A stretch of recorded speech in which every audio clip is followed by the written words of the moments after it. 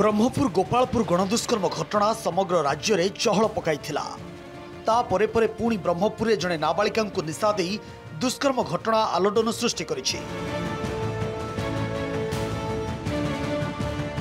घटनार मुख्य अभियुक्त नकली डाक्तर भवानी शंकर दास और तार 2 जन महिला सहयोगी को गिरफ्त करी गतकाली पुलिस कोर्ट चालान करिछि।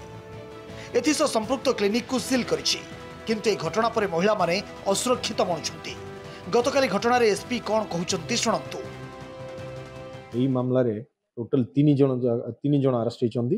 से जो अक्यूज्ड भवानी शंकर दास से अरेस्ट होइचंदी। आ गोटे 50 वर्षर महिला जे ये डॉक्टर को परिचय देले जियोर मां को से अरेस्ट होइचंदी।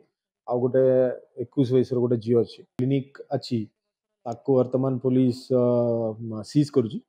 आमे सीडीएमओ को लिखिबु से क्लिनिक रे कोन लाइसेंस थिला कि नहीं, का ना रे लाइसेंस थिला, आउ सिटी गोटे मेडिसिन स्टोर वाले रखा हितला ता पय लाइसेंस अछि कि से मेडिसिन वगैरह का परमिशन रखिछि से सब हम वेरिफिकेशन करियो।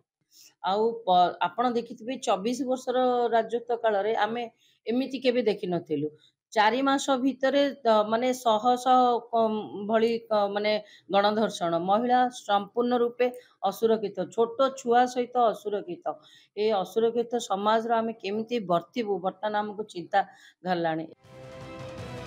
ब्रह्मपुर नाबालिका दुष्कर्म मामला को नहीं राज्य सरकार बर्षिंट बीजेडी वरिष्ठ साधारण संपादक स्नेहांगिन छोरिया। जो अस्मितार द्वाही दे बीजेपी क्षमता को आसी आज ताहा भूल लुंठित। गोटे वर्षर उपलब्धि क्राइम रे भर्ती। नारी आज कहीं असुरक्षित बोली प्रश्न करिसेंती स्नेहांगिनी। सबुठु बळी जाइछि अमेरिकार एडवाइजरी। दुष्कर्म अपराध जो ओडिशा आज विश्व में निंदित होइछि। वर्षे तले नवीन सरकार समय रे विभिन्न क्षेत्र में ओडिशा सारा विश्व में प्रशंसित होउथला बोली कहिसंती स्नेहांगिनी। प्रत्येक दिन गणदुष्कर्म कहीं ओडिशा रे होउछि, कहीं हत्या होउछि।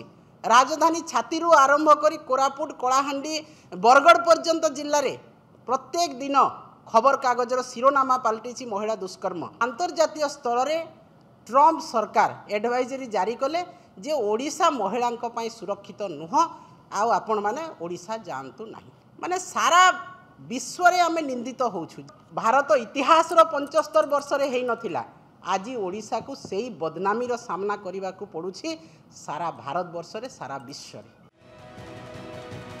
आगरु भवानी को क्लिनिक को प्रशासन बेआईन दर्शाई सील करथिला। पुणी थरे पुलिस नकली डाक्टर को क्लिनिक सील करबा सह एहा काहा नाम रे रहिछि ताहार तदंत जारी रखिछि। आउ एक दुष्कर्म मामला एबे गंजाम जिला को पुणी थे लज्जित करिछि। जने कथाकथित डाक्टर जने नाबालिका को चाकरी प्रलोभन देखाई निशा दे दुष्कर्म कर अभियोग आसला परे ब्रह्मपुर पुलिस डाक्टर समेत 3 जन को गिरफ्त कर कोर्ट चालान करछि। सेपटे डाक्टर क्लिनिक सील करने सहित तदंत प्रक्रिया को जोरदार करिछि। ब्रह्मपुर कैमरा पर्सन सुबोध परिचांग देवहरी बेहरा, नंदीगोष्ठी।